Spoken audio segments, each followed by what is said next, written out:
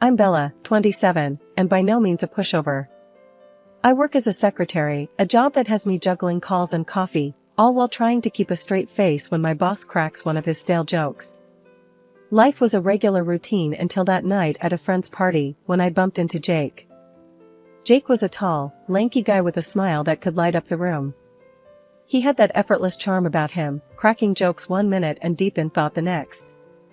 We got talking, and before I knew it, hours had passed. "Hey, I'm Jake.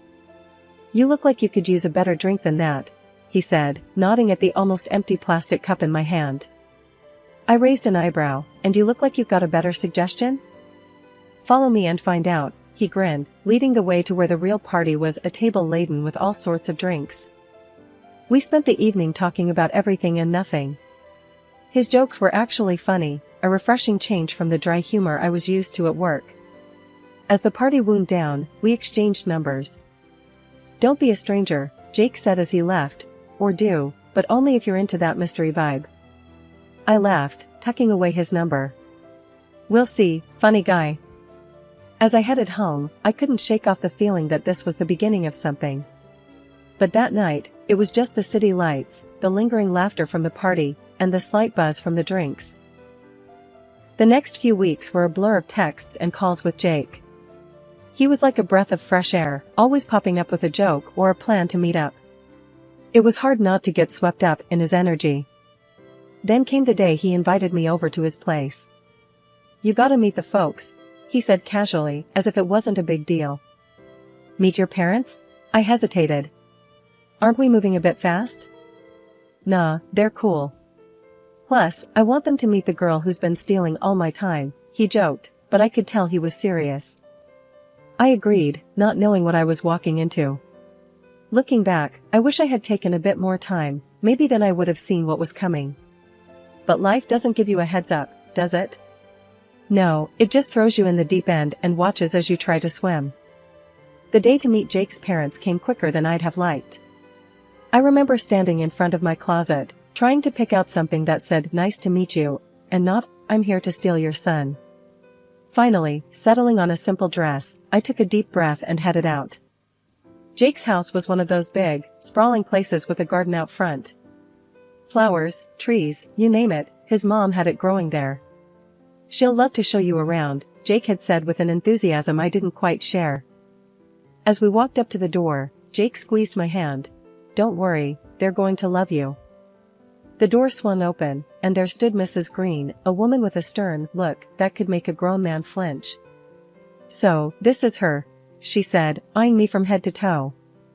Not exactly the warm welcome I was hoping for. "Mom, this is Bella." "Bella, my mother," Jake introduced. "Charmed," I said, extending my hand. She gave a nod, her lips tight. "Come in. Let's not stand around." The inside of the house was as immaculate as the garden. We sat in the living room, and that's when the interrogation began. Mrs. Green didn't waste any time. "So, Bella, Jake tells us you're a secretary. That must be interesting," she said, the word interesting hanging in the air like it was a bad smell. "Yeah, it's got its moments. Keeps me on my toes," I replied, trying to keep it light. "And your boss, he's a man, I presume?" she prodded, her eyes narrowing. I nodded. "Yes, he is. A very professional and respectful one." Mrs. Green hummed, as if she had expected as much. "I suppose you spend a lot of time together, being his secretary and all." I could feel the insinuation heavy in her tone. Jake jumped in. "Mom, come on, let's not start this." "No, it's okay," I said, feeling a need to defend myself. "We work together, but that's it. There's nothing more." Mrs. Green looked at me, then at Jake, and then back to me. "I see. Well, as long as it's professional." The conversation stumbled on, every topic somehow circling back to my job or my relationship with my boss. It was like she had a one-track mind set on making me uncomfortable. At one point, Jake excused himself to take a call, leaving me alone with his mother. "You know, my son could do a lot better than a secretary," she said, her voice low but clear. I was taken aback. "I'm sorry you feel that way." I care a lot about Jake, and I'm not here to cause any trouble. Mrs. Green stood up, her posture rigid. Just so we're clear, I have my eye on you. Any slip up, and I'll make sure Jake sees sense. The threat hung between us, heavy and cold. I sat there, trying to process what just happened. It was clear this wasn't going to be easy. When Jake came back, I plastered a smile on my face, but inside, I was reeling. After a few months of dating, Jake and I decided it was time to take the next step, moving in together. I remember the day I left my small, cozy apartment, boxes in hand, a mix of excitement and nerves bubbling in my stomach. Jake was all grins, helping me settle into what was now our place. It was nice, waking up next to him every morning, sharing coffee and lazy weekends. But as they say, good things never last, especially if Mrs. Green has anything to say about it. One Saturday morning, as we were lounging around, the doorbell rang. Jake went to answer it, and in came Mrs. Green, her eyes scanning the room like she was looking for something, or rather, someone to criticize. "Mother! What a surprise," Jake said, clearly caught off guard. "Save it, Jacob. I know what's going on here," she snapped, her eyes finally landing on me. "Living in sin, are we?" Jake's face turned red. "Mom, it's not like that. We're serious about each other." She scoffed. "Serious? Please. You barely know her." I stood up, feeling the need to defend our relationship. "Mrs. Green, I care about Jake, and we're happy together." "Happy?" She laughed, a harsh sound that filled the room. "Let's see how happy you are when the novelty wears off." She walked around, inspecting the place like she was going to find something incriminating. Her eyes landed on a photo of Jake and me at a beach.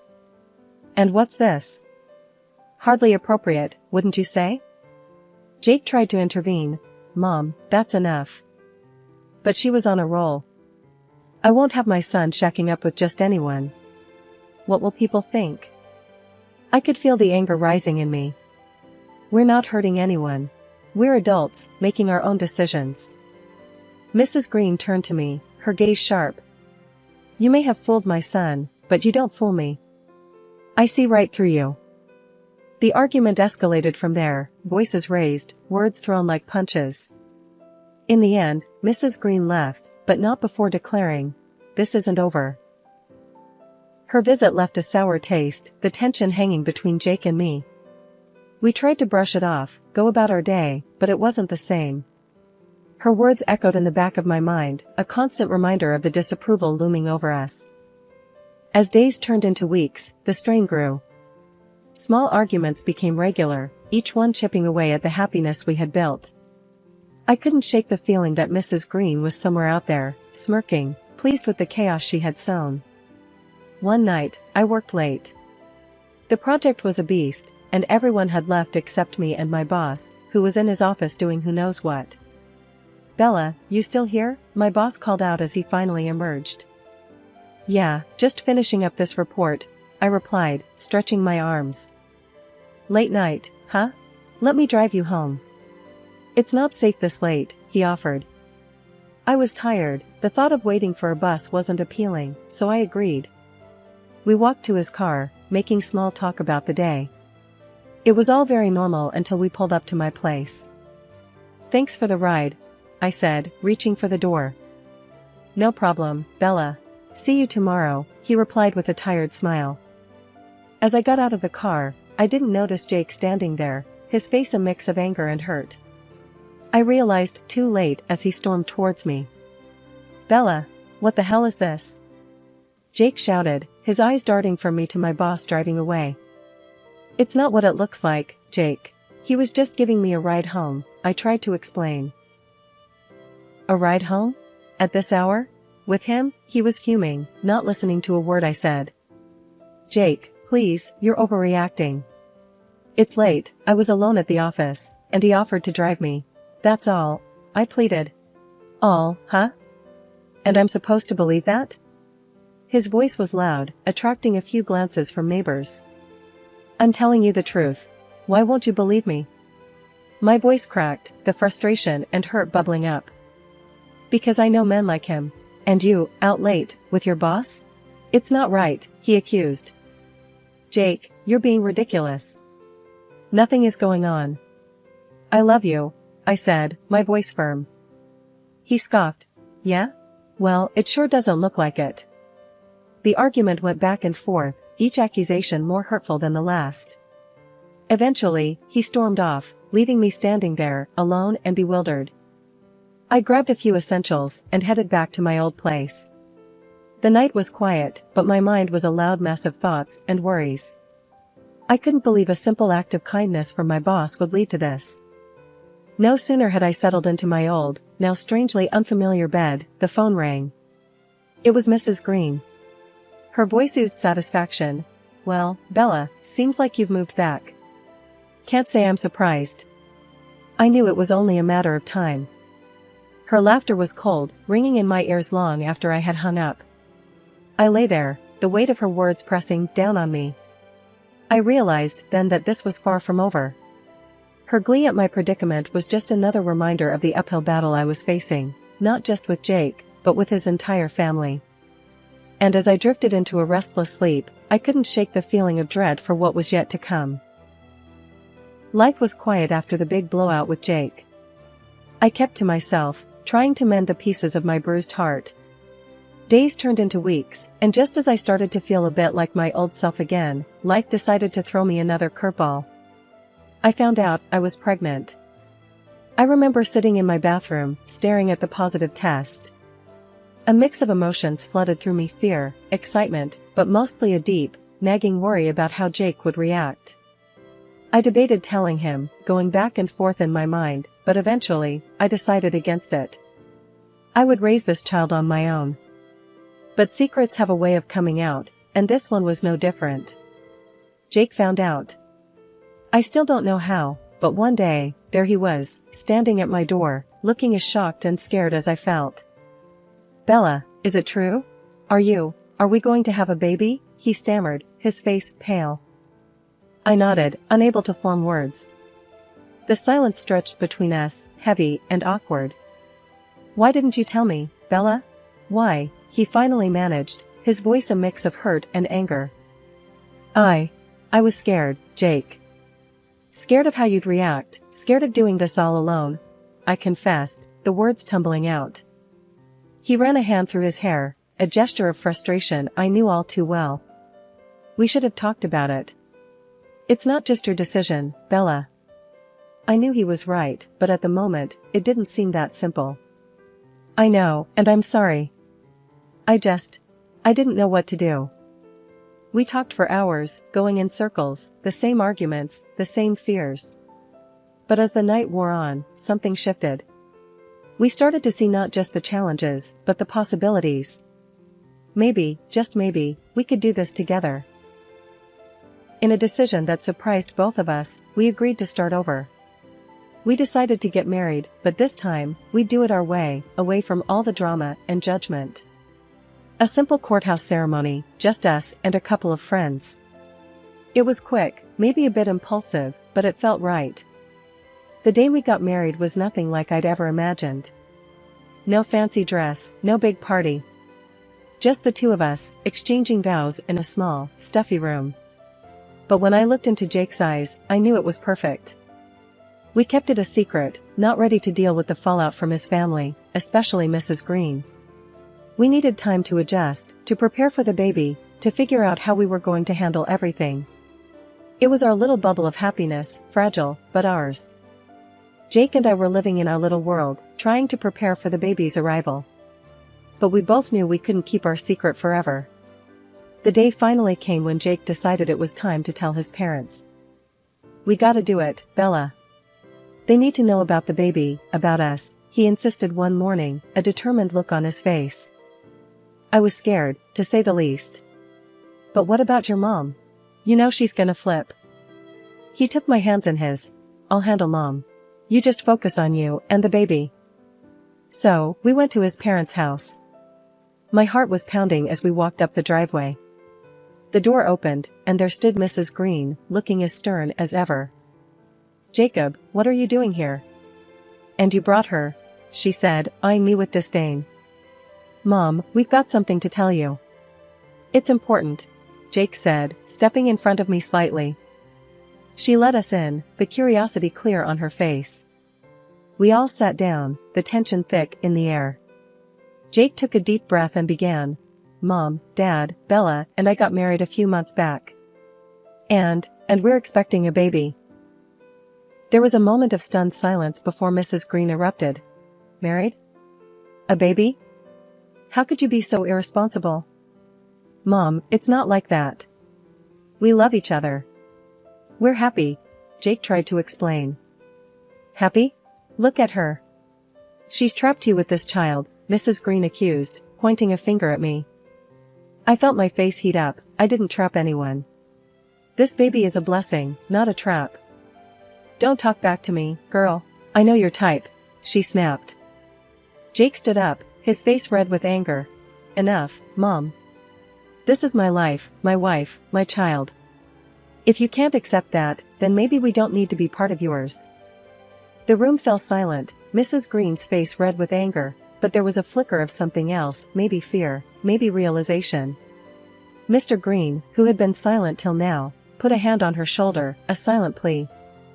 She looked at him, then back at us, her face softening, just a fraction.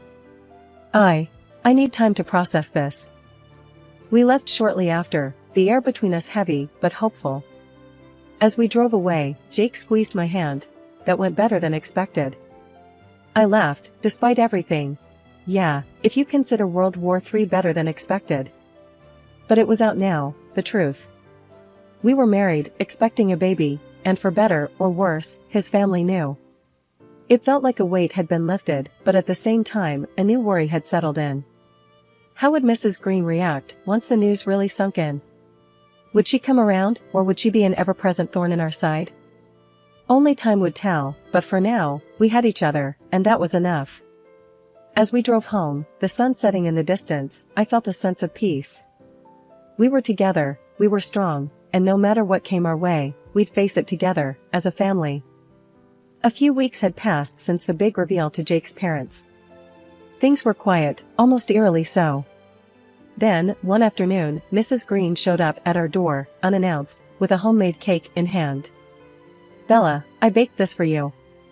A peace offering, let's say, she said, her voice softer than I'd ever heard it. I was taken aback, not sure what to make of this sudden gesture. Thanks, Mrs. Green.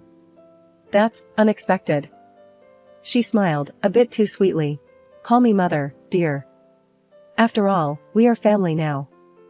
After some awkward small talk, she left, leaving the cake on the kitchen counter. I invited a friend over to share the cake.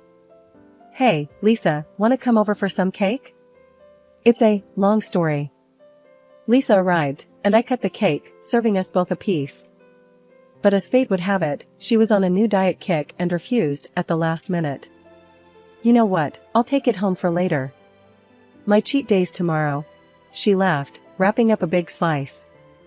I shrugged and took a bite of mine. It was delicious, almond flavor bursting in my mouth. But as the evening wore on, I started feeling odd, queasy. I chalked it up to pregnancy nausea and went to bed early. But the nausea didn't go away, it got worse.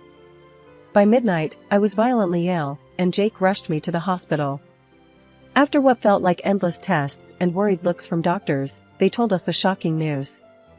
There was a toxic substance in my system, something commonly used in gardening to kill pests. Jake's face went white as he realized the implication. The cake, my mom. I was too weak to respond, a cold dread settling in my stomach. Had Mrs. Green really tried to harm me, to harm her own grandchild? I was kept in the hospital overnight, and by morning, I was feeling a bit better, but the emotional toll was immense. Jake was a mess, torn between worry for me and disbelief that his mother could do such a thing. We were talking on the phone about it, Jake's voice heavy with concern. We need to figure out what to do next, when suddenly the door to my room creaked open, and in walked Mrs. Green. I quickly muted the phone but didn't hang up, Jake still listening in. Bella, how are you feeling, dear? She asked, her voice dripping with faux concern. I looked at her, feeling a mix of anger and disbelief. I'd been better, I said, coldly. She tooted. Such a shame about the sickness. And the baby? The baby is fine, I replied, watching her reaction closely. Her face faltered for just a moment, a flash of disappointment crossing her features. Well, that's good to hear, she said, but the words felt hollow.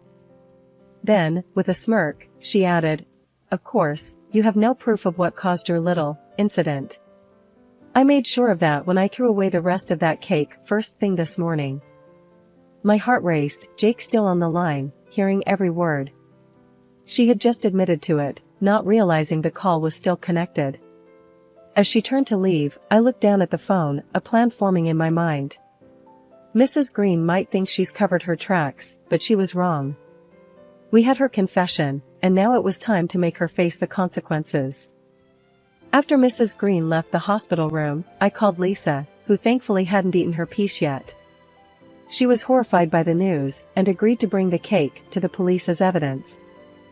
Then I dialed Jake again. Jake, did you hear all that? I asked, my voice barely above a whisper. Yeah, every single word, he replied, anger seething through his tone. I can't believe she'd go this far. I'm coming back to the hospital, and we're going to the police. We've got her now, Bella. By the time Jake arrived, I had managed to steady my nerves. Together, we went to the police station, the phone recording in hand. The officers listened intently, their expressions growing grimmer with every word Mrs. Green had unwittingly spilled. They assured us they would investigate immediately. The next few days were a blur of police visits, interviews, and a growing sense of dread about what was to come. Mrs. Green was brought in for questioning, and with the evidence stacked against her, she had no choice but to confess to her horrendous act. The news of her arrest spread quickly, and suddenly, the whole town was buzzing about the scandal. Jake stayed by my side through it all, his support unwavering. I'm so sorry, Bella. I never thought she'd do something like this. I know, Jake. But we're together in this, that's what matters, I reassured him, squeezing his hand. The trial date was set quickly, given the severity of the crime. Mrs. Green faced the judge, her usual stern demeanor replaced by a look of defeat. The evidence was undeniable, and she was found guilty of attempted poisoning. The sentence was harsh, but just, given the potential consequences of her actions. As we walked out of the courtroom, Jake and I both felt a strange mix of relief and sadness. It was over, but at such a cost. His mother, the woman who had raised him, was now behind bars because of her own twisted actions. We decided it was time to move on, to focus on the future and the arrival of our baby. The house felt quieter, the air lighter, as if a dark cloud had been lifted. Our friends and family rallied around us, their support a constant source of comfort. One evening, as we sat on the porch, Jake wrapped his arm around me. We've been through hell, Bella, but we made it. I love you, and I can't wait to start this new chapter with our little one. I leaned into him, my head resting on his shoulder. Me too, Jake. It's going to be a fresh start for all of us. The baby kicked, as if in agreement, and we both laughed. It was a sound of pure joy, a sign that despite everything, we were going to be okay. As the sun set, painting the sky in hues of pink and orange, I realized that justice had been served, not just in the courtroom, but in our lives too. We had been tested, pushed to our limits, but in the end, we emerged stronger, united, and ready to face whatever the future held.